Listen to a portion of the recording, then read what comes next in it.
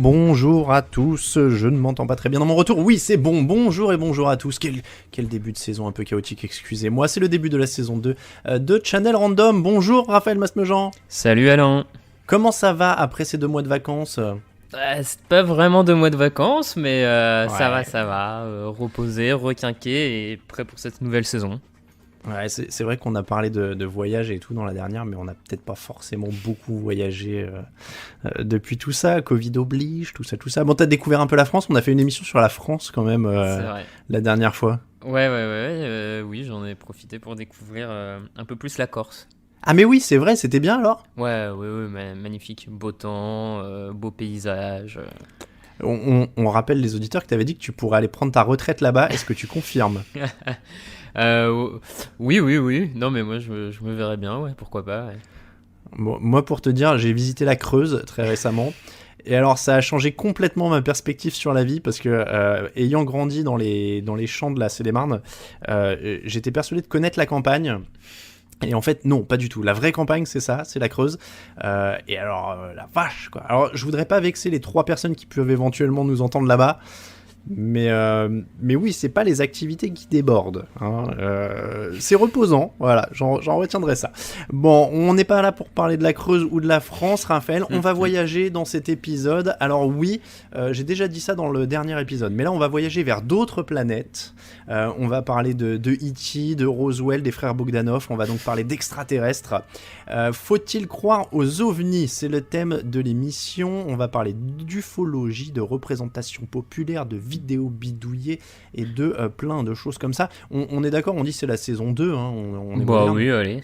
La saison 1 c'était 10 épisodes, c'était comme un bon Breaking Bad, et puis on part sur une saison 2 qui a priori sera plus longue. Faut-il donc croire aux extraterrestres? La saison 2 de Channel Random, c'est parti Raphaël.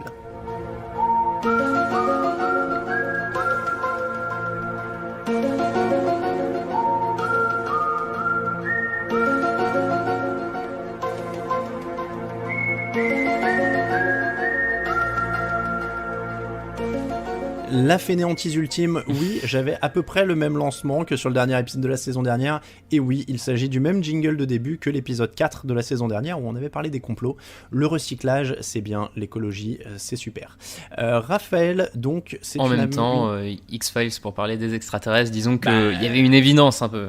C'est ça, c'est vrai qu'on avait utilisé X-Files pour les complots, mais ça marche pour tout. Donc, l'actu qui est passé un peu inaperçu, hein, au cœur de l'été, vu que tout le monde entier était à feu et à sang sur des sujets bien plus importants.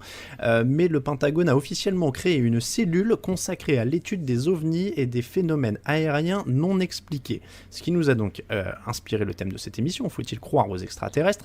Alors, déjà au mois d'avril, il y avait eu 3 vidéos d'ovnis captées par des avions de chasse qui avaient été déclassifiées par les États-Unis. Raphaël, on va préciser quand même que là, pour l'instant, on ne parle que d'objets volants non identifiés. Tout à fait. C'est pas forcément des extraterrestres.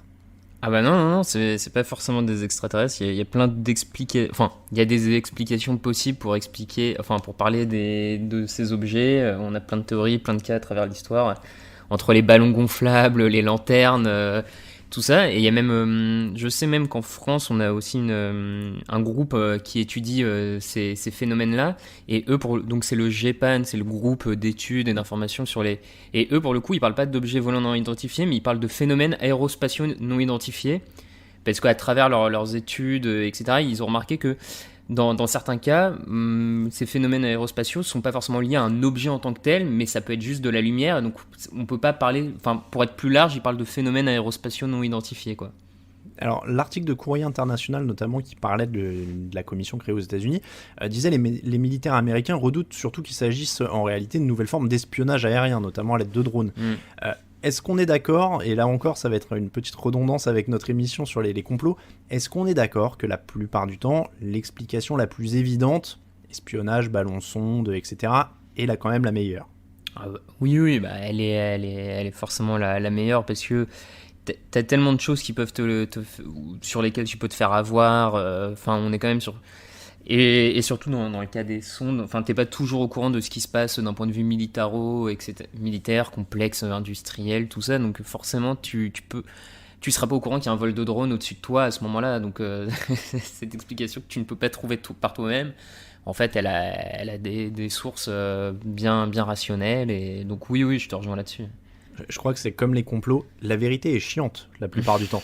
On peut, non mais tu vois, on peut le dire. Ouais. C'est vrai que c'est pas glamour de dire c'était un ballon sonde ou c'était un essai de drone ou est-ce que c'était des avions espions, etc. C'est vachement plus cool de dire cette lumière qui se déplaçait à une vitesse que je n'avais jamais vue, etc. Et je pense qu'on va revenir là-dessus même avec Roswell puisque c'est l'exemple qu'on a choisi pour cette émission. Roswell, c'est vrai que c'est en 47, donc à l'époque, les gens, on a moins vu de choses. Un rancher américain dans le fin fond du Nouveau-Mexique, il a peut-être moins vu de choses que tu peux voir aujourd'hui, notamment sur les technologies. Enfin voilà, à l'époque, on est quand même...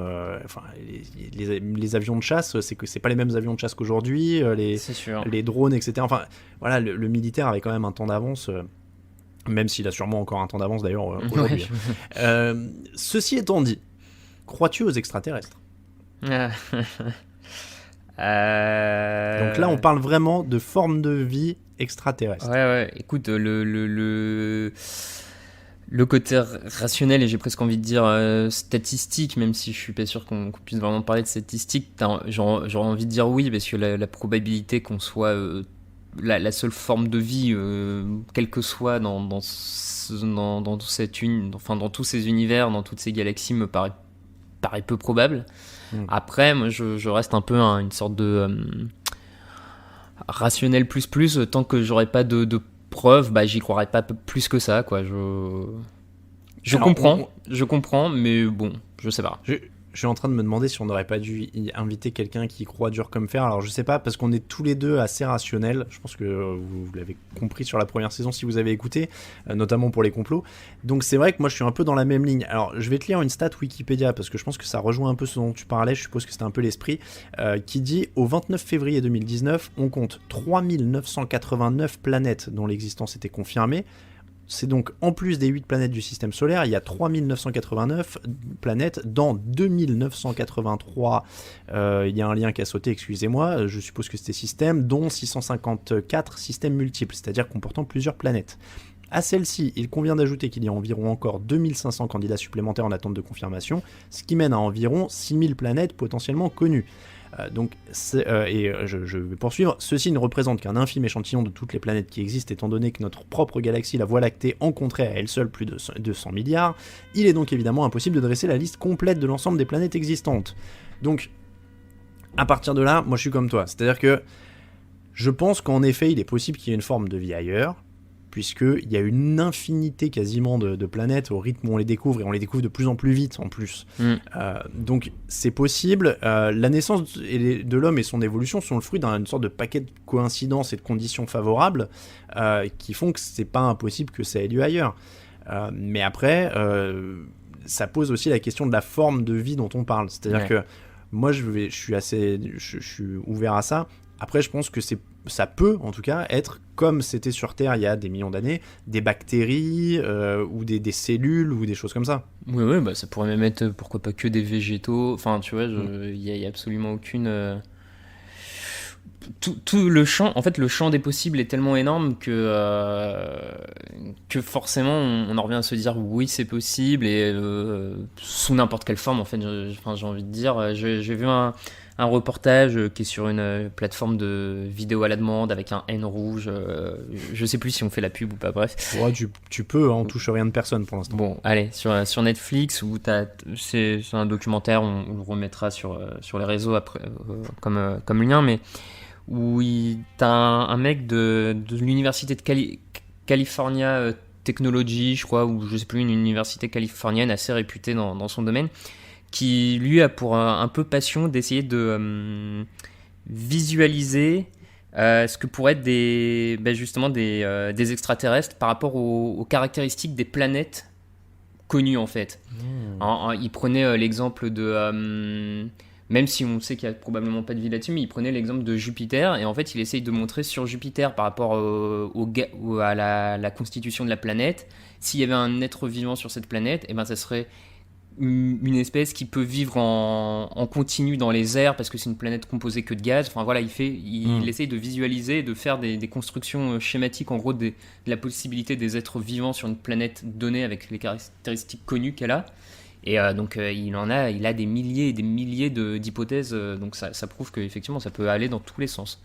Mais c'est intéressant parce qu'il se déplace, il se détache d'une problématique que moi j'ai lue, notamment j'ai trouvé un article de Science et Vie qui disait que la problématique c'était de trouver de l'eau. C'est-à-dire que pour trouver de la vie, il faut trouver de l'eau à l'état liquide. Et donc il y avait un système, grosso modo, pour trouver une forme de vie qui éliminait en fait par défaut les planètes où les conditions étaient trop extrêmes. C'est-à-dire là c'est moins 200 degrés, là c'est plus 500, etc. Donc hop, on passe à la suivante, on passe à la suivante, on passe à la suivante.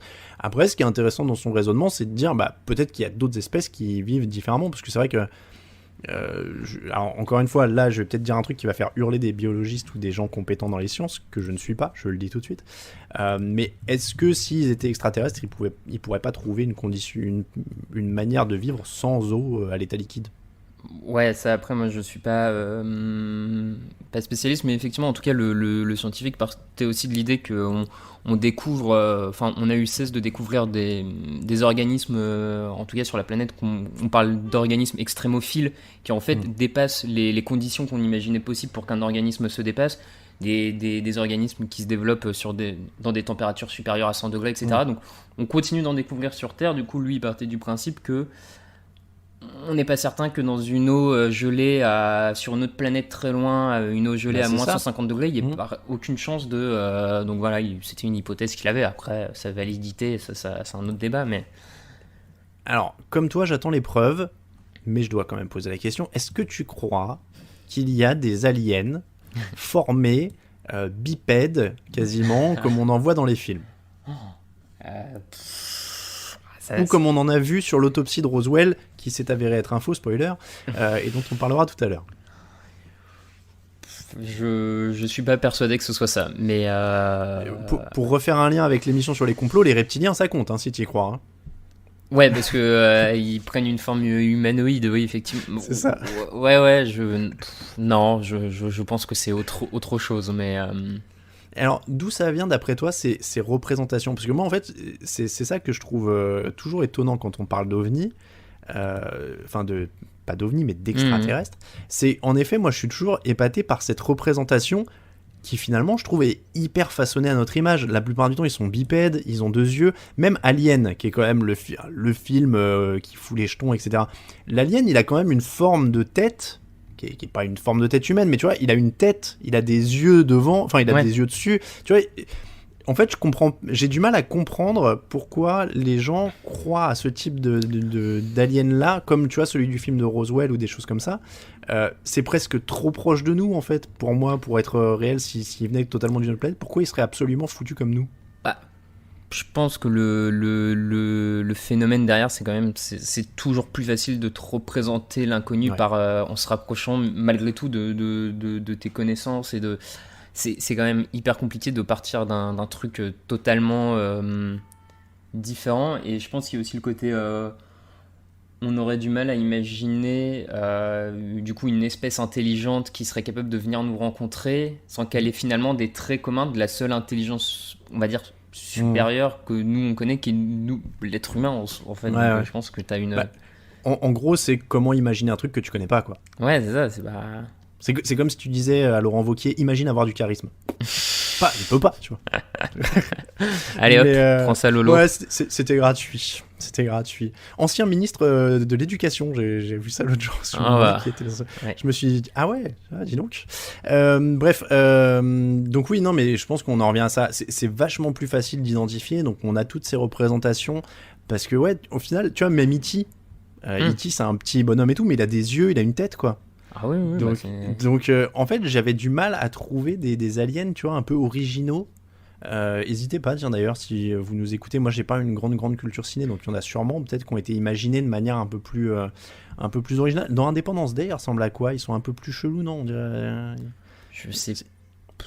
Ils sont très suggérés dans Independence Day, on les voit pas beaucoup. Après, toute une partie aussi, c'est l'idée que les premières rencontres qu'on ferait, ça serait plus avec des technologies inventées par ces extraterrestres, donc des sortes de robots, de machines envoyés par ces extraterrestres-là, pour ce qui d'ailleurs aurait potentiellement plus de sens, parce qu'à la limite, si t'es extraterrestre, c'est que tu veux aller voir une planète plutôt que d'envoyer des gens de ton peuple. Si t'as des machines capables de le faire, autant envoyer tes machines, à la limite. Enfin, ça me semble... plutôt cohérent. C'est sûr que le peuple de E.T., quand on voit 3 mecs cueillir des fleurs, ils n'étaient pas non plus affûtés, quoi. Bah voilà, c'est ça. Ils n'avaient pas vu tous les plans. Mais après, ouais, moi, encore une fois, c'est vraiment un truc que je trouve fascinant, c'est ces représentations qui sont très... Tu vois, je trouve que le physique Roswell, parce que cette vidéo, on va en reparler, on fait que la teaser, mais a vraiment marqué la base de tout, quoi. Et j'ai l'impression que ce physique Roswell s'est inscrit dans les mémoires et dans les cerveaux comme un peu le physique de l'alien, quoi. Si tu demandes à quelqu'un de dessiner un alien, il va dessiner une sorte de visage un peu ovale sur le haut, qui tire sur le bas, avec de gros yeux, et puis donc c'est marrant. Et puis faut le dire aussi, les représentations des aliens et des extraterrestres, elles viennent toujours atterrir aux États-Unis. Tu vois, genre moi, ça me fait rire parce que même là, en dehors des films, pourquoi ils viendraient obligatoirement dans le Texas ou au Nouveau-Mexique ou à New York ou machin. Tu vois, alors peut-être qu'il y a des gens en Éthiopie ou en Inde ou n'importe où qui font des signalements, tu vois.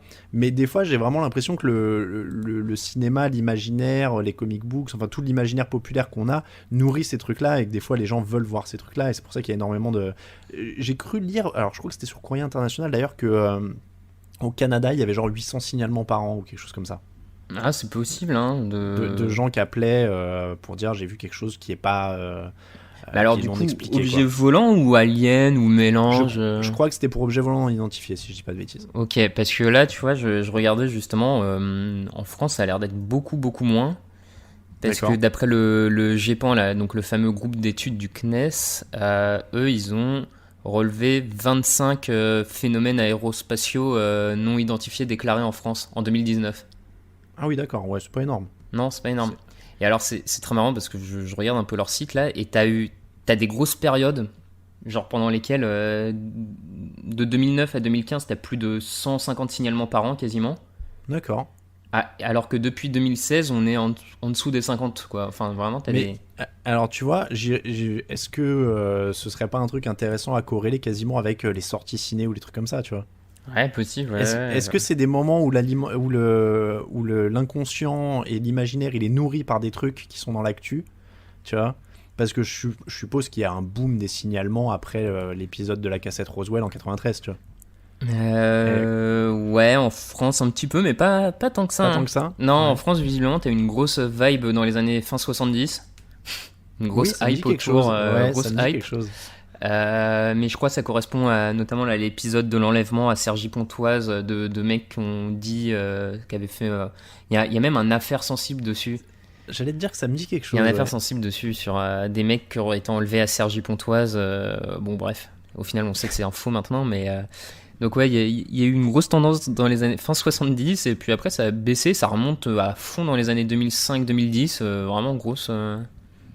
Ouais, mais je sais pas, j'essaie de chercher, il n'y a pas un gros film qui est sorti en 2005 ou un truc comme ça. Je ne vois pas plus. Mais bon.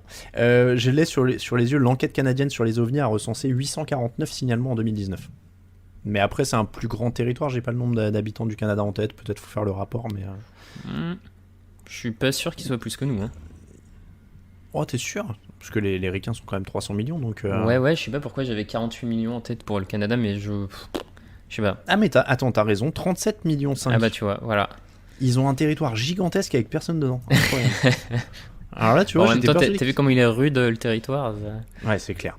Non mais donc bah tu vois, c'est marrant. Alors ils ont un rapport, un rapport énorme par rapport à nous de signalement d'OVNI. Hein. La grande affaire, Raphaël, on passe peut-être au gros morceau qui est Roswell. Allez. Bon, le symbole, on est obligé de parler de ça. Donc la grande affaire, c'est Roswell. On vous la raconte un peu quand même. Je vous raconte ça pour vous remettre un peu dans le mood du truc. On est en 1947. Un ranchman récupère des débris dans un champ au Nouveau-Mexique. Alors, c'est là que ça va très vite. Un communiqué de presse est publié un peu plus tard qui parle d'un disque volant retrouvé. Communiqué de presse donc du Roswell Army Airfield. Donc je pense que c'est la boulette originelle. Ouais. Mais le même jour, un téléx du FBI parle déjà de ballons météo. Du côté des débris, on retrouve notamment du scotch à fleurs, ce qui montre que soit les aliens ont beaucoup de goût, soit c'est le bricolage d'un ballon météo, a priori. Toujours le 8 juillet, donc je crois qu'il est retrouvé, ça commence le 7 ou le 8, enfin ça se passe très très vite. Toujours le 8 juillet, donc le Roswell Army Airfield annonce qu'il s'agissait d'un ballon météo. On ne dit pas qu'il pouvait éventuellement servir à surveiller des essais nucléaires, ce qui était visiblement le cas. Et c'est la fin de l'histoire pendant quasiment 30 ans. Puisqu'on rappelle évidemment qu'on est en 47, au tout début de la guerre froide, que les Américains ont fait sauter deux bombes atomiques sur le Japon 2 ans avant, et qu'on est en pleine course à l'armement, grosso modo. Donc, ceci pourrait expliquer cela. C'est seulement vers 1980 que l'affaire commence à revenir, avec un livre où des témoins disent avoir vu un corps extraterrestre. En gros, la théorie, c'est le vaisseau volait au-dessus du Nouveau-Mexique en observant les armes atomiques et les essais, etc. Il s'est crashé après avoir pris la foudre, ça a tué les extraterrestres à bord, l'armée américaine a récupéré tout ça, l'a caché. Le point d'orgue de cette petite montée en puissance à partir des années 80, c'est 1993, où un film sort en se prétendant être l'autopsie d'un des extraterrestres de Roswell. C'est un producteur anglais qui a ça. Le paroxysme en France, c'est en 95, le film est diffusé dans l'émission de Jacques Pradel qui s'appelle L'Odyssée de l'étrange.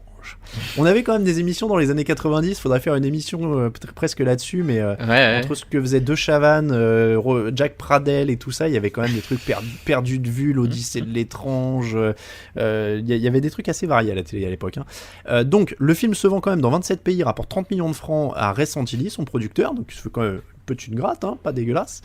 Sauf qu'en 2005, on découvre que c'est un sculpteur de Manchester qui a créé l'alien, qu'on voit sur les images. Alors, pour être très transparent sur la parole du monsieur, j'ai lu une interview qu'il a donnée à la BBC où il dit Santilli et un autre mec sont allés aux États-Unis, on leur a donné un film, le film était en très mauvais état, ils disent qu'on voit un alien dessus, ils me l'amènent en disant essaye de reproduire ce que tu vois sur le film et on en fait un truc propre en fait. Ouais. Voilà, après, évidemment, ça ne change rien au fait que celui qui a été diffusé partout et qui a rapporté du pognon à Ray Santilli, c'est un faux. Puisque donc c'est le sculpteur qui a tout fait lui-même. Est-ce que d'ailleurs on n'est pas un peu à l'âge artisanal de la fake news ? Tu vois, c'est un peu de la... C'est un peu du truc genre...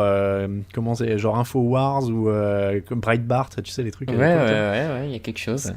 C'est un peu de la fake news artisanale, quoi. Parce que là, alors tu me diras, la fake news des fois elle est basée sur rien. Oui. Là ils se sont quand même embêtés à faire un truc concret. C'est ça. Faut quand même revenir à ça.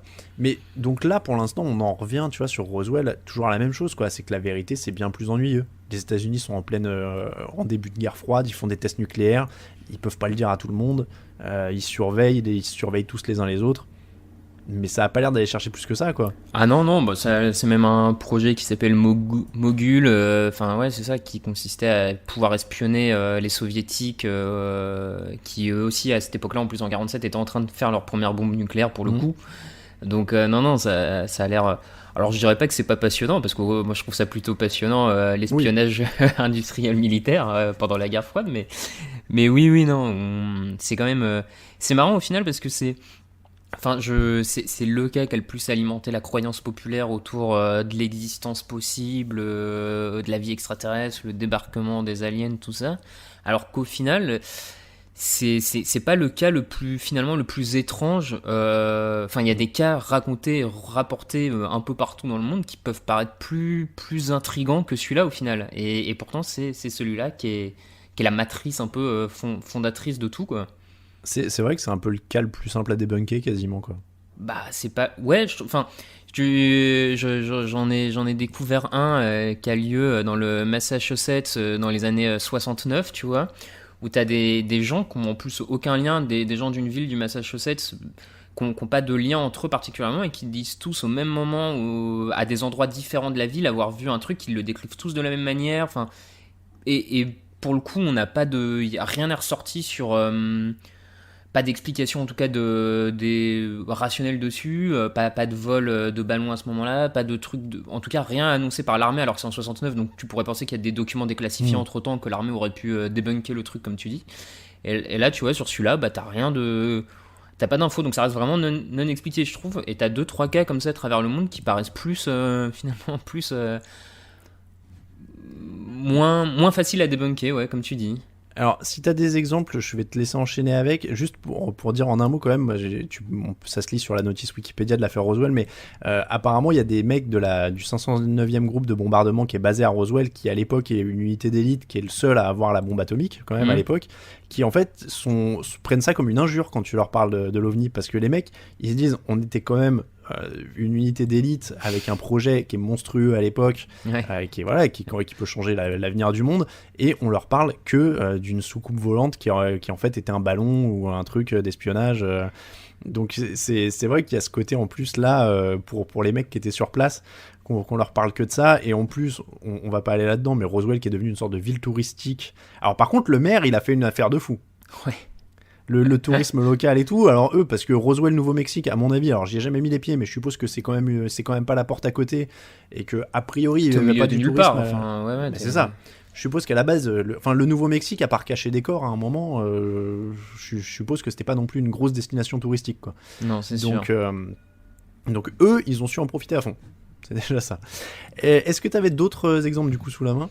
Pas sous la main, j'en ai vu d'autres passer, mais là je les ai pas sous la main forcément pour bien les raconter, mais en tout cas, mais celui dont je parlais là sur le Massachusetts, pareil, n'hésitez pas, il est aussi, il y a un documentaire d'une 40aine de minutes dessus sur Netflix. D'accord. Donc n'hésitez pas pour le coup. Mais c'est vraiment, comment dire, c'est vraiment, moi j'ai souvent l'impression que ça revient à l'armée ou à des choses cachées, parce que j'en avais vu un autre aux États-Unis où c'était deux femmes qui étaient dans leur voiture avec leur gamin et qui disent avoir vu une énorme, comment dire, une énorme source de lumière et avoir eu des maux de crâne et avoir fini à l'hôpital, etc. et pas avoir compris. Et visiblement c'était plus ou moins en fait un avion qui était escorté par plusieurs avions de chasse, enfin tu vois ce genre de choses là quoi. Ouais. Donc c'est souvent ça. Après si vous en avez une qui est vraiment convaincante, on est prêt à repasser sur cette émission. Ah bah oui, même si je sais qu'il y a quand même des groupes de soutien de personnes qui sont persuadées avoir été enlevées par des extraterrestres, tout ça. Enfin, il y a des groupes sérieux qui existent comme ça. Donc, s'il y a des gens qui veulent témoigner, moi je suis prêt à écouter de manière. Pourquoi pas, hein, sincèrement. Après, ouais, c'est toujours dur. Moi, encore une fois, je suis très très cartésien et tout, donc c'est très très dur à croire pour moi à chaque fois. Mais pourquoi pas ? Pourquoi pas ? Juste un mot sur le syndrome de Roswell, puisqu'on a parlé de Roswell, et je pense que c'est quand même une bonne illustration. C'est les auteurs Joe Nickell et James McGaha qui sont venus avec le terme. Et pour eux, en fait, un mythe comme ça, ou en tout cas un phénomène comme ça, se décompose en 5 étapes que je trouvais intéressantes de citer, qui est l'incident. Donc en l'occurrence là, pour bien illustrer avec Roswell, le ballon qui tombe. L'explication, on dit bon bah oui, non, on a parlé de disque, mais en fait c'est un ballon sonde, il y a du scotch, etc. D'ailleurs, j'avais vu une variante qui est tout à fait plausible aussi, qui est de dire oui, les débris ont été changés en fait. C'est-à-dire que le rancher a dit moi j'ai trouvé ça, l'armée les a repris et à la conférence de presse du lendemain aurait présenté d'autres débris qui étaient ceux d'un autre ballon sonde. Mais alors de mémoire aussi là-dessus, ce qui aide pas, c'est que il y a un militaire qui à la fin des années 70 confirme qu'effectivement les objets ont été changés, que ceux qui ont été montrés sont plus les mêmes. Oui, c'est ça. Mais tu vois, je peux le croire si c'est des objets qui servent à espionner la Russie ou qui servent ou qui sont dans un programme nucléaire top secret, tu vois. Je peux comprendre que les mecs disent attendez, on vous reprend ça, on va coller un ballon sonde sur la table et faire venir les journalistes. Donc il y a vraiment ce côté-là. Donc l'incident, l'explication, l'oubli, puisqu'on n'oublie pas, mais enfin en l'occurrence, voilà, on n'oublie pas que Roswell est tombé dans l'oubli pendant 30 ans avant de ressortir. La mythologisation qui vient petit à petit, et un peu ce qu'on disait avec les livres qui commencent à être écrits, des témoignages, parce que même avec toute la bonne volonté des gens, des fois des témoignages vieux de 30 ans, bon, bah, c'est pas forcément évident aussi de se souvenir parfaitement, ou alors c'est mon père m'a raconté que avant de mourir, etc. Et puis, enfin, le dernier, c'est le retour qui est accompagné par les médias. Et on l'a bien vu avec la vidéo qui est diffusée par TF1, avec du coup les interviews qui se multiplient. Et ça te donne... Je trouve que cette théorie explique bien, et je pense qu'elle explique bien pas mal de phénomènes, en fait. D'ailleurs, pas toujours pour les extraterrestres. Hein, le côté incident, explication, oubli, mythologisation et retour, ça marche plutôt pas mal. Mais encore une fois, on juge pas, on l'avait dit notamment pour les complots et d'autres trucs. Nous, on n'y croit pas particulièrement. Après, je peux comprendre que ça emballe l'imaginaire.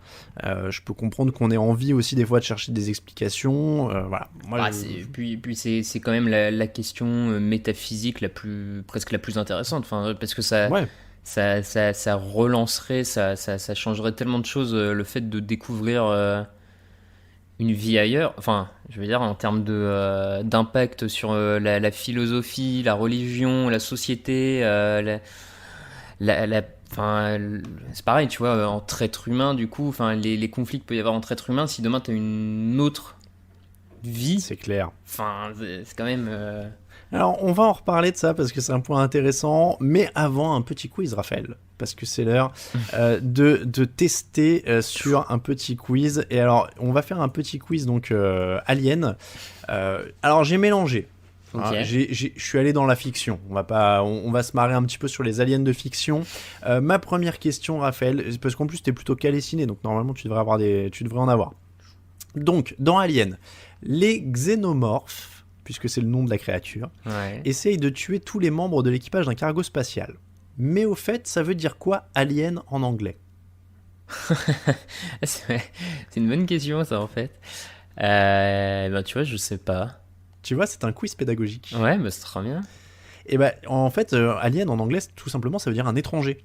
Notamment en termes de nationalité. Donc vous pourrez entendre ce terme si vous êtes à la douane US par exemple et que quelqu'un se fait reconduire à la frontière, on dit c'est un alien. Tu peux l'entendre dans ces cas-là. Et en fait, c'est par extension que ça inclut les extraterrestres. D'accord. Mais en fait, alien, c'est un étranger dans les faits. Ok, ouais. Et ça s'est porté par extension aux extraterrestres. Deuxième question, Raphaël. E.T. a atterri sur Terre, Ouais. à Los Angeles, avec des copains. Ouais. Avant que ces derniers copains ne se tirent lâchement en le laissant là, qu'était-il venu faire? Je l'ai dit tout à l'heure en plus. Ah, mais oui. Ouais, il cueille des fleurs, c'est ça? C'est ça, ils étaient botanistes. Je l'ai pas vu depuis tellement longtemps, celui-là. Je pense que. Ah bah ouais, alors là, moi je t'avoue que j'ai j'ai des des vagues souvenirs souvenirs. gamin, Hein. mais... Ouais. Bah écoute, ils sont botanistes, donc en gros ils bossaient comment on dit? Je vais chercher un... Ouais, Jardiland. Voilà, au Jardiland de leur planète, et ils étaient allés chercher, tu vois, des trucs. Alors je sais pas si tu vas le connaître celui-là, parce que t'es un peu... Je me demande si... Ouais, t'étais presque pas né. Je me rappelle plus. Non, t'étais pas né. Bon. Je l'avoue, c'est mon extraterrestre préféré à moi. Ouais. Il s'appelle Alf. Est-ce que tu connais Alf? Oui, de visu, Ah. ouais.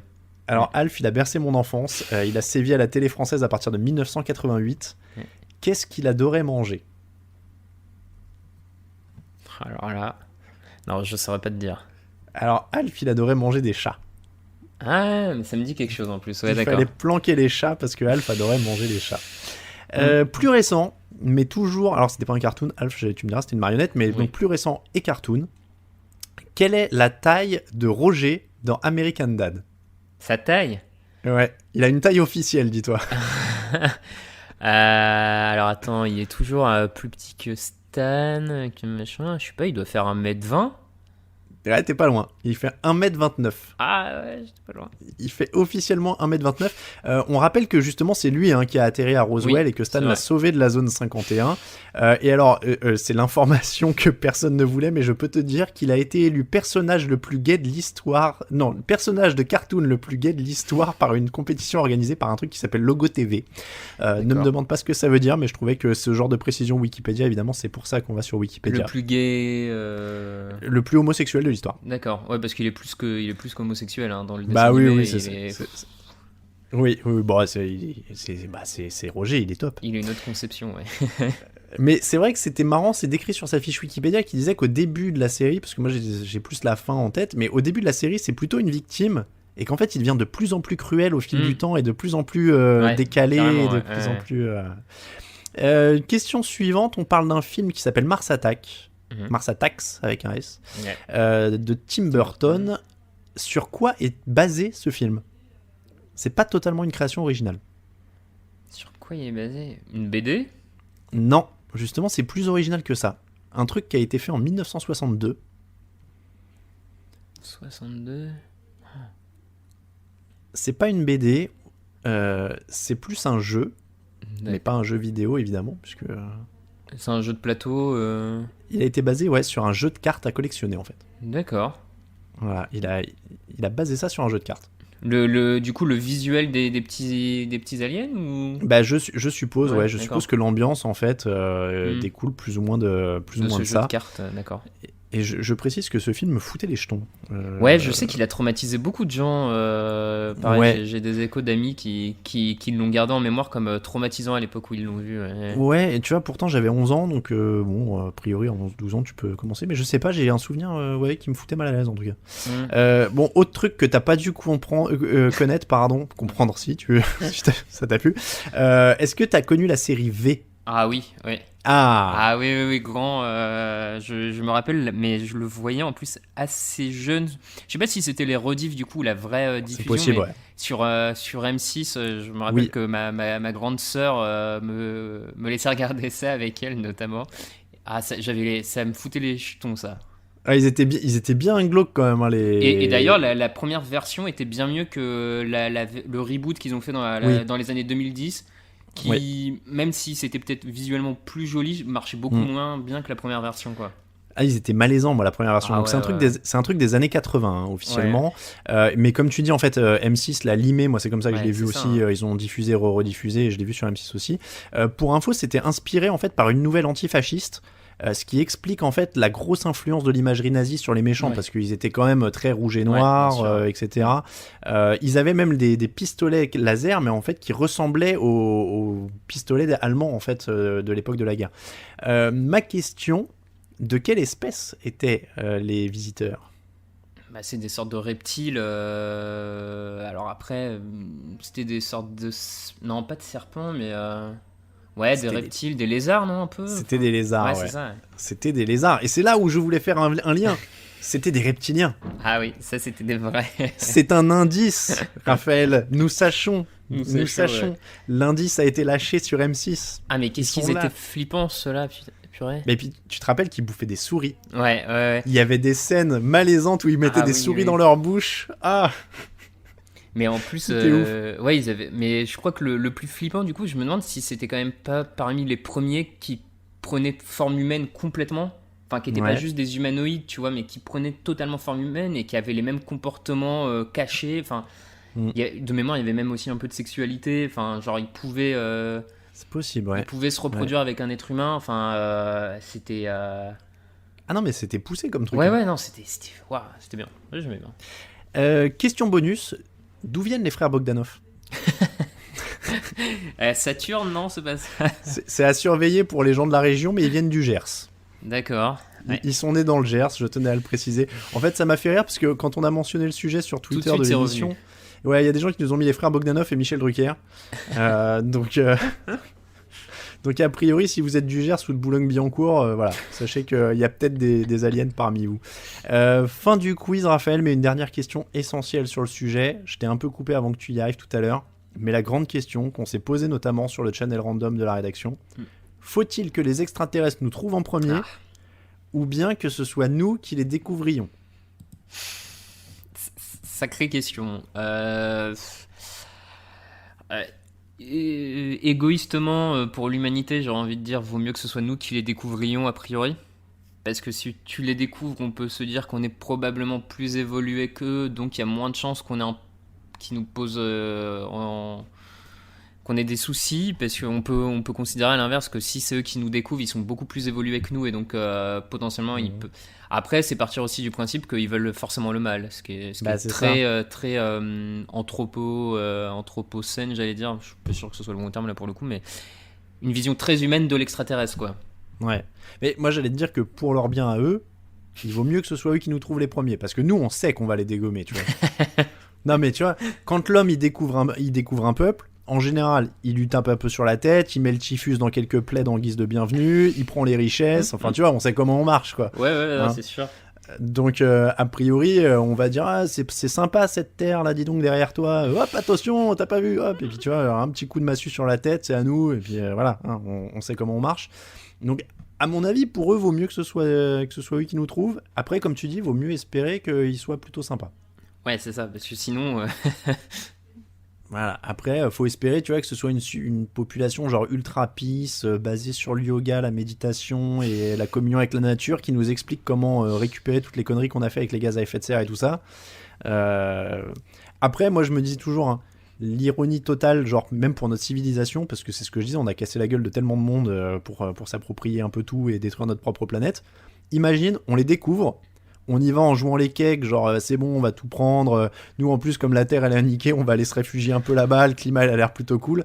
Et là au moment où on arrive, on découvre qu'ils sont super forts et ils nous dégomment d'un coup, tu vois. Bah, avec de la chance, on n'ira pas tous d'un coup, donc le temps qu'on découvre Non, qu'ils mais sont en train de nous tu vois, genre les mecs ils se retournent, ils font genre qu'est-ce que vous foutez là, on voulait rien, genre on sort un calibre et là du coup ils me raquent une sorte de rayon qui fait exploser la Terre et ils disent ils nous ont fait Ouais, chier parce que aujourd'hui. pour le coup, en plus, encore une fois, c'est une vision humaine de penser qu'un peuple extraterrestre veut forcément découvrir en plus, enfin partir à la Mais conquête de c'est ça. l'espace. En fait, de l'espace, on en a absolument, enfin potentiellement, il n'y a Bah, aucune certitude dessus, donc Bah c'est ça. En fait, ça se trouve, eux...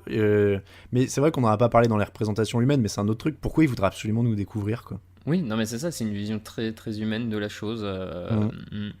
Ça se trouve, eux, ils sont dans leur coin, ils Puis vivent en comme tu dis, si les communauté. extraterrestres c'est juste des bactéries dans de l'eau à quelque part, de toute façon, la question Bah se ouais, pose c'est même ça. pas sur. C'est ça. Non, mais tu vois, ça se trouve, ça se trouve, il y a un peuple qui existe et tout, et qui vit, mais genre, ça se trouve, ils ont aboli le capitalisme, ils vivent en harmonie, ils ont un grand potager commun, tu vois, ils sont trop heureux, tu vois, c'est genre Problemos, mais qui aurait bien tourné. Et voilà, tu vois, genre, ça se trouve, ils sont comme ça. Donc, donc encore une fois, s'ils sont comme ça, à mon avis, il vaut mieux pour eux qu'on les trouve pas. Mais on va arriver, on va mettre les pieds sur le truc. Oh, il est bien ce potager, dis donc, c'est pour nous. Ah purée, l'horreur, les pauvres. Bon, en tout cas, voilà, faut-il croire aux extraterrestres? Du coup, faut qu'on donne une réponse. Allez, moi pour tout ce que ça pourrait amener comme changements sociétaux, idéologiques, j'ai envie de dire oui. Oui, et par les temps qui courent, ça fait du bien d'ailleurs de De penser s'évader. de s'évader un peu. On va dire ça comme ça.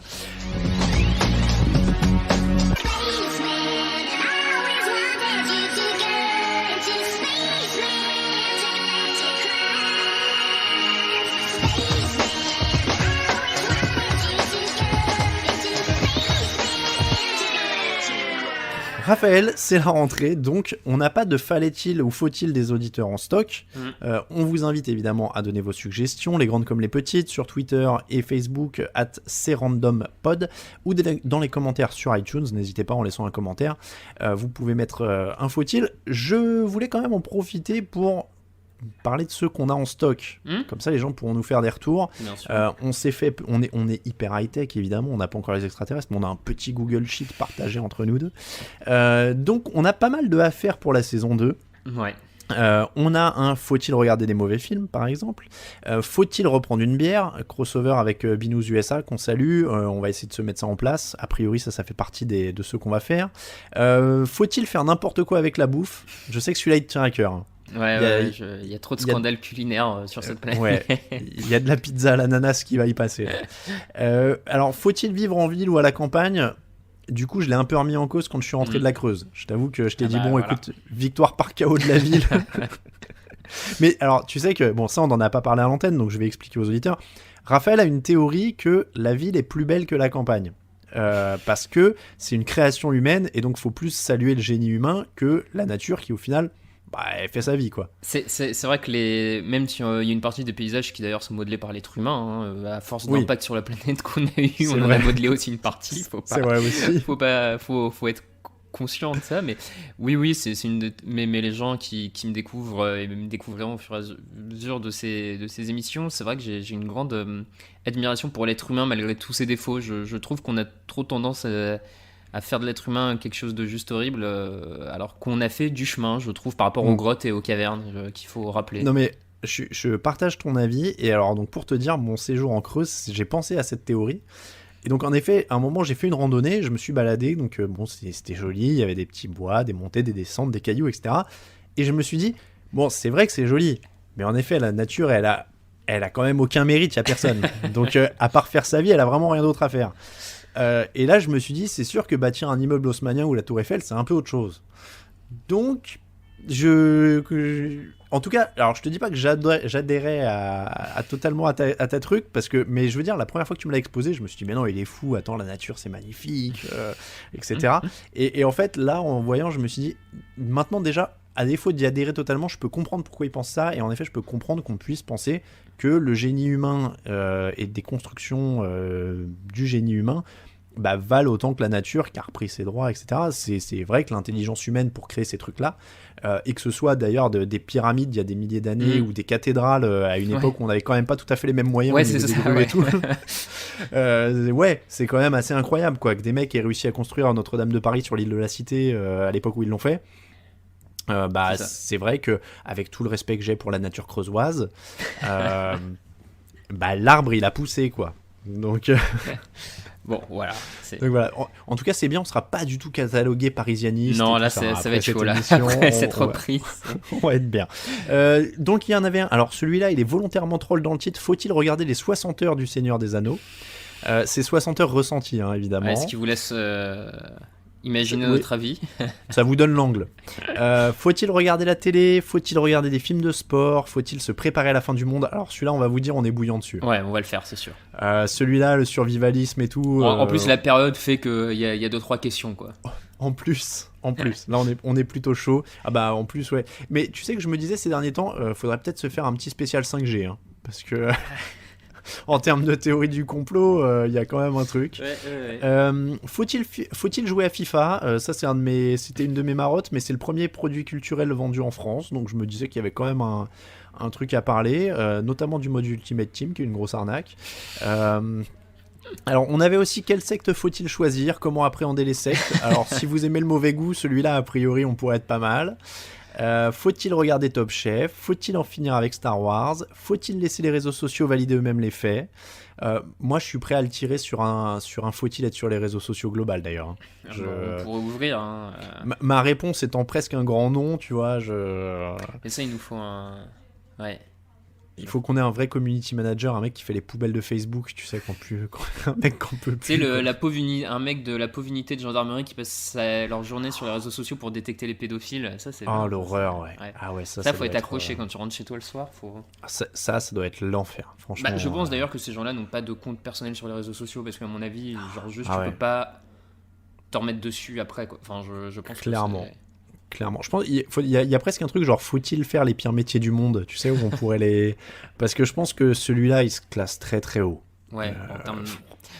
Après, en termes de difficulté à faire, oui, mais en termes de retour sur éthique et sur valeur ajoutée et ce que t'apportes, je pense que tu peux être fier de toi à la fin de la journée. Ouais, après je pense que les gens qui font ça, parce que moi j'avais vu un reportage sur les formations Facebook, je sais plus si c'était quelqu'un d'envoyé spécial ou un truc comme ça qui s'était infiltré en fait dans une formation Facebook où il y avait accord de non divulgation machin et tout, et en fait les gens abandonnaient au fur et à mesure parce qu'en fait la formation c'était de leur montrer les trucs les plus horribles qu'ils pouvaient voir quoi, donc scato, mort, assassinat, etc. Enfin c'était un enfer quoi qu'ils avaient l'air de vivre. Et je pense que ouais, c'est hyper traumatisant quoi. Donc et je pense qu'en plus il y a le sentiment de faire une bonne chose, mais en même temps il est noyé dans le truc d'être une sorte de rustine sur le Titanic, tu vois, parce que en fait il y a un tel flot de trucs qui arrivent qui en plus ils peuvent prendre qu'une toute petite partie quoi. Donc ouais, c'est un vaste problème, mais oui il y a je sais pas c'est quoi les pires métiers du monde. C'est une bonne C'est un bon sujet, tu vois, je vois pas trop là comme ça, mais il doit y en avoir quelques-uns. Mais celui-là, moi, c'est un des premiers qui me vient. Étant pas fan des réseaux sociaux déjà à la base, modérer en plus ça doit être... parce qu'en plus, ils reçoivent des menaces et tout, enfin, putain, c'est l'enfer, quoi. Voilà donc pour tout ce qu'on a à peu près en stock. N'hésitez pas à nous donner votre avis là-dessus et surtout à nous en suggérer d'autres. On l'a dit, Twitter et Facebook @CRandomPod et dans les commentaires iTunes. Raphaël, ah oui, là j'ai un jingle. Ah oui, il faut quand même que je le mette celui-là. Je l'ai toujours en stock. Forcément, parce que les vacances passent, mais Christophe reste. C'est vrai. Attends, on est d'accord. Petit Deloum.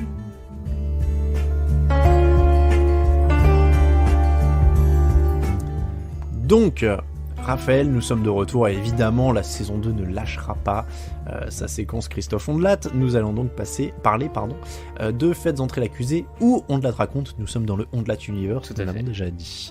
Qu'as-tu choisi cette semaine? Avec d'ailleurs sur le Ondelat Universe un petit teasing de Ondelat sur les réseaux sociaux où il a posté une photo de la salle de Faites entrer l'accusé Oui, j'en connais un qui essaie de nous exciter. Ouais, c'est ça, il y en a un qui... Bon, on va voir. Écoute, je suis parti sur un Ondelat raconte, celui du 28 août, la tuerie de Saint-Andréol. Donc rapidement le brief, en 1995, donc il y a 4 membres d'une même famille qui sont assassinés à Saint-Andréol, donc un petit bled de la région lyonnaise. Donc voilà, on en apprend un peu, enfin on découvre cette histoire et c'est du grand Christophe, une grosse intro où il commence à te raconter la découverte des 4 membres de la famille. Donc texto, je le cite, c'est il tue les 4 membres, le père poum, la mère poum, le fils, la fille poum poum. Enfin comme il sait. Il aime de plus en plus les onomatopées, je trouve. Ouais, il adore ça. Il nous fait un accent de la région lyonnaise. On sait pas trop pourquoi, mais bon, a priori, voilà. Ragot sur la tenue de la seule fille survivante à l'enterrement, sur la mini-jupe. Enfin bref, c'est une attaque sur les fans de l'OL. Bref, tout y passe, du très grand. Ça y est, je m'en rappelle en effet. Ouais, il y a du plot twist en plus dans celui-là. Ouais. D'ailleurs, je fais un petit écart parce que c'est quand même le sujet, on peut en parler, ça fait partie du débrief de rentrée. L'enquête Xavier Dupont de Ligonnès sur Society, t'en as pensé quoi ? Avec un M6 qui sort une mini-série sur inspirée de Ligonnès qui arrive. Écoute, je l'ai trouvé pas mal. On avait des bons détails. Alors, on n'apprend rien de sur l'enquête en soi, on n'apprend rien de particulier. En plus, ça fait pas avancer le schmilblick et ça ne nous donne pas une idée, il est mort ou pas. Voilà, mais j'ai trouvé sur la façon de raconter le mécanisme du type, j'ai trouvé ça assez fouillé quand même malgré tout.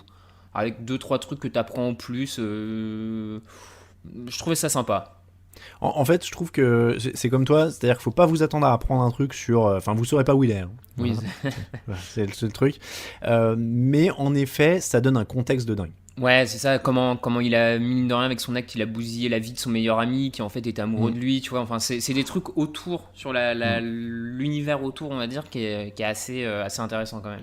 Le Dupont de Ligonnès Universe. C'est Xavier Dupont de Ligonnès, sa vie, son œuvre. Non mais oui, c'est vraiment... Et puis là, pour le coup, déjà, c'est merveilleusement bien écrit. Je trouve le style hyper percutant, c'est des phrases courtes, c'est punchy, c'est du très très bon... du très très bon, ça se lit très très bien, parce que c'est long, mais ça se lit très très bien. Et ouais, en fait, ça donne un contexte, ça donne vraiment le contexte. C'est vrai que quand tu connais l'affaire... au sens, c'est un mec qui a tué sa famille, voilà, tu sais à peu près ça. Mais en effet, là, c'est un peu toute sa descente aux enfers, quoi. Ouais, oui, non, c'est donc, bon, après, on voit quand même, moi j'avais déjà entendu, je me demande si c'était pas on te raconte, l'histoire de sa mère, quand même, qui est quand même particulièrement barrée. Oui. Donc, en effet, les chiens font pas des chats, quoi. Disons que c'est ça, la filiation a pas été aidante là-dessus, a priori, quoi. Alors, on veut pas faire un teasing trop vulgose, hein, mais il y a quand même des histoires où sa mère... Attends, dis-moi si je dis une bêtise, parce que je l'ai lu il y a quelques semaines. Sa mère offre sa fille aux membres de sa secte. Ouais, alors sa fille s'offre aussi un peu d'elle-même. Elle est, alors pour rassurer, hein, elle est majeure à ce moment-là, sa fille. Oui. Bah ouais, mais c'est déjà... Parce que c'est déjà un peu rassurant parce que dans une secte, tu pourrais te dire que la fille du gourou, elle est offerte pas forcément en étant majeure, quoi. C'est ça que je veux dire. Enfin bon, ça reste quand même... C'est particulier d'offrir ta gamine aux mecs de ta secte qui... Ouais, mais elle s'offre elle-même, hein. Elle y croit au fait qu'elle porte potentiellement l'enfant Messi, donc bon, moi je suis moins... Bon voilà, en tout cas, si on peut aider Society à faire son teasing, mais ils ont pas besoin de nous parce qu'ils ont déjà vendu, ouais, on va dire c'est donc une grande histoire où ça parle aussi de gangbang, voilà, c'est quand même très particulier. J'aurais jamais cru entendre parler de ça dans l'histoire de Xavier Dupont de Ligonnès, c'est pour vous dire à quel point le truc est complexe. Juste un petit suivi, Raphaël, je me permets parce que ça a quand même été un des thèmes de l'été. Là, je fais vraiment un aparté complet. Non, attends, je le ferai après les recos. On va faire la recommandation chacun de la semaine. Ouais. Qu'est-ce que tu avais ? Est-ce que c'est en lien avec le thème ou pas ? Ouais, je suis resté en lien avec le thème. C'est pas très original parce que je vais parler d'un film qui est quand même un peu connu, mais c'est le film Premier Contact de Denis Villeneuve en 2016. Donc un réalisateur canadien avec en actrice connue il y a Amy Adams et il y a le type là dont je me souviendrai jamais du nom, c'est pas grave. Il y a Forest Whitaker aussi, hein, qui a un rôle dedans, enfin bref. Pour résumer grossièrement, donc il y a des mystérieux vaisseaux qui surgissent un peu partout sur la Terre à différents endroits et en fait rien ne sort de ces vaisseaux pendant un certain temps, donc du coup la tension commence à monter parce que l'humanité se demande qu'est-ce qu'ils veulent, qu'est-ce qu'ils font là, et pour essayer de comprendre tout ça, il y a une équipe d'experts qui est chargée de rentrer dans un de ces vaisseaux et d'essayer de rentrer en communication, donc le premier contact, quoi. Et je trouve que l'un des gros côtés originaux de ce film, c'est on sort un peu du militaire ou du scientifique, puisqu'en fait l'équipe est dirigée par une linguiste. Ok. Et tout le pitch du film, c'est sur le premier contact et c'est sur vraiment l'aspect communication. Et Ok. comment. Bon, après, ça va un peu plus loin, je vais pas trop en raconter pour pas, pour pas Je tout crois. spoiler, tout ça, mais moi j'aime beaucoup en plus, je trouve que c'est bien réalisé, c'est joli, et c'est disponible sur Netflix. Eh bah écoute, ça tombe bien, alors je sais ce que je regarderai ce soir, parce que ça me dit quelque chose, l'histoire des soucoupes qui ne bougent pas, ça me dit quelque chose, mais alors je sais pas si c'est celui-là que j'ai vu. Mais oui, c'est bien que ça change du pitch de on devrait leur balancer une ogive nucléaire. Ouais, Parce c'est qu'en ça. général, il y a toujours un moment où ça en arrive là. Alors, après, certains du coup se posent la question, est-ce qu'il faut pas Oui, bah oui, exploser oui. ces vaisseaux quand même, hein, c'est la tension qui Évidemment. monte, hein, mais Évidemment. forcément. L'américain a toujours la bombe qui le titille. Hein. Alors pour le coup, il y a aussi les Chinois qui sont un peu chauds. Ah, ok. Ok. Ce qui Euh, est aussi pas mal, ouais, c'est la concurrence un peu mondiale pour justement rentrer en contact avec ces vaisseaux, vu que ces vaisseaux sont un peu partout sur Terre. C'est aussi quelle nation Bah oui. va réussir en premier à savoir ce qu'ils veulent, quoi. Donc c'est pas mal. C'est vrai, c'est vrai. Bah écoute, on fait beaucoup de pubs à Netflix, il va falloir qu'on trouve un deal. Hein. Parce que moi, c'est sur Netflix aussi. Un documentaire qui s'appelle One Strange Rock, qui est présenté par Will Smith. Donc là, c'est teasing comme ça attire Will Smith. Mais Will Smith, c'est pas vraiment le héros. En fait, il est le narrateur et il sert de narrateur et de liant en fait aux histoires d'astronautes qui racontent leur expérience de la Terre vue du ciel. Et en fait, cette expérience de la Terre vue du ciel, c'est vraiment le pitch de base, mais elle sert. Il y a, je crois, une dizaine d'épisodes, et elle sert de base à raconter la formation de la Terre, à raconter son fonctionnement, à raconter. Et c'est superbe. Les images sont époustouflantes. C'est pédagogique, c'est instructif. Vraiment, c'est à voir. Je pense que ça devrait être projeté gratos dans les écoles ou des trucs comme ça. C'est hyper bien fait. Franchement, et en fait, au fur et à mesure des épisodes, tu reviens sur différents phénomènes. C'est-à-dire que le premier, justement, c'est la formation de la Terre. Il y en a un sur comment dire, les organismes qui vivent, par exemple, dans les conditions les plus extrêmes de la Terre. Il y en a un là-dessus, tu vois, qui parle de ça. Il y a vraiment des thèmes très intéressants comme ça. Je me demande si justement il y en a pas un sur. Je vois que l'épisode 8 s'appelle Alien, qui justement parle de l'éventualité de formes de vie ailleurs dans la galaxie et du nombre de planètes découvertes, etc. Mais c'est vraiment époustouflant, c'est très très beau. Je me rappelle notamment d'images, tu vois, des courants d'air et d'eau qui circulent mais dans les hautes sphères.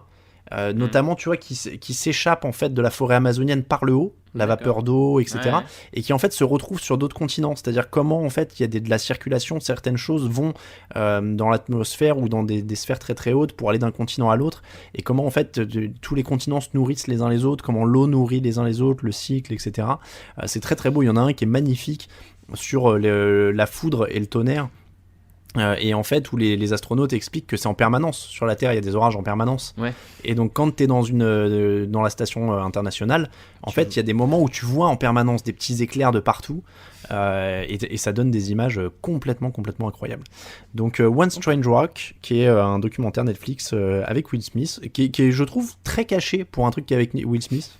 Non mais c'est vrai parce que autant Netflix des fois te bassine avec des trucs qu'ils mettent en avant en permanence, La Casa des Papel et je sais plus quel film, la français que j'ai vu tout l'été alors que je voulais pas les voir. Donc voilà, mais c'est vraiment très très bien.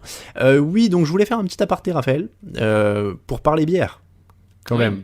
Parce que tu me l'as dit toi-même, tu m'as dit, je pensais pas que tu te mettrais autant dans le truc. Ah bah non, clairement, ouais. Donc t'es venu me voir pendant le mois de juin. Non, mois d'août, je dis une bêtise. Mois d'août, ouais, mois d'août. Je sais pas pourquoi je dis juin, donc pendant le mois d'août, et je t'avais préparé les bières artisanales tout, on s'est fait une dégustation, machin. Donc je tiens à dire que je suis impatient de faire l'épisode croisé avec Binous USA. Je commence à faire mon top 5 petit à petit, mais j'affine mes goûts. J'ai une faiblesse pour les triples belges. Et tout ce qui est, les blondes belges en général, ça passe bien. Et tout ce qui est stout et porter, ça passe bien aussi. Plus de mal sur les IPA. Mais ouais, en tout cas, ça s'affine bien sur tout ce qui est stout, ça passe vraiment bien. Et là, les blondes, là, j'ai quelques-unes ces derniers temps, vraiment pas mal.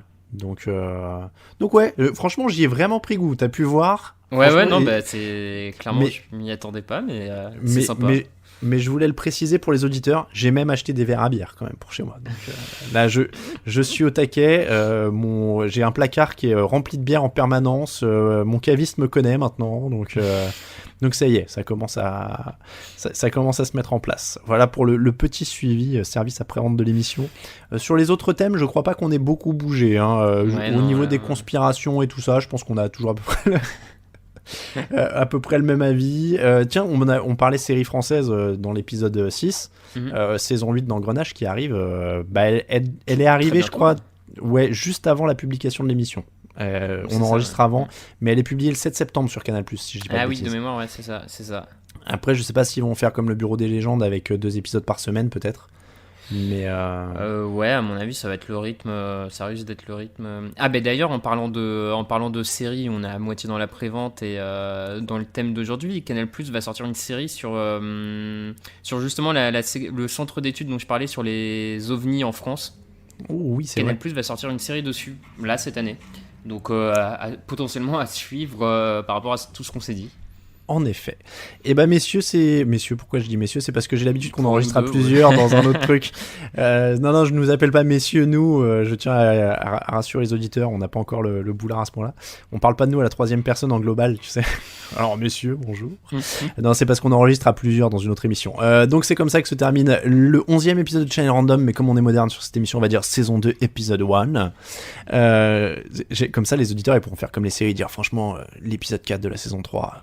incroyable. C'est un top. Donc, l'épisode 1 de la saison 2, Raphaël, c'était un plaisir de te retrouver. On va le dire, on avait un peu hésité, mais on s'est dit, il faut qu'on le cale dans notre calendrier quand même. C'est vrai. On va se trouver un moment toutes les semaines pour faire du Channel Random, parce que ça nous fait plaisir et qu'on est content de vous retrouver. On vous rappelle que vous pouvez vous abonner au podcast sur toutes les plateformes habituelles. Je ne vais pas toutes les citer, Apple, Spotify, etc. On est à peu près partout, normalement, vous êtes tranquille. Vous cherchez Channel Random dans l'appli. N'hésitez pas à laisser des commentaires sur Apple Podcast pour aider. On a une chaîne YouTube aussi d'ailleurs, donc c'est Random Pod sur Twitter, Facebook, et il y a la chaîne YouTube si vous voulez regarder, pas regarder, mais écouter avec une petite onde qui se balade sur l'écran, mais au moins ça vous permet d'ouvrir un onglet au boulot si jamais vous ont bloqué les applis de podcast. C'est vrai. C'est la feinte. C'est la feinte. Merci beaucoup Raphaël. Merci à toi. Grand merci. On se quitte en musique. Bonne rentrée à tous. Si vous rentrez ces derniers jours, faites attention à vous, évidemment, le Covid est toujours là. Mais bonne rentrée à tous et on espère qu'on vous a aéré un peu la tête pendant 1 heure. Bye bye. Ciao.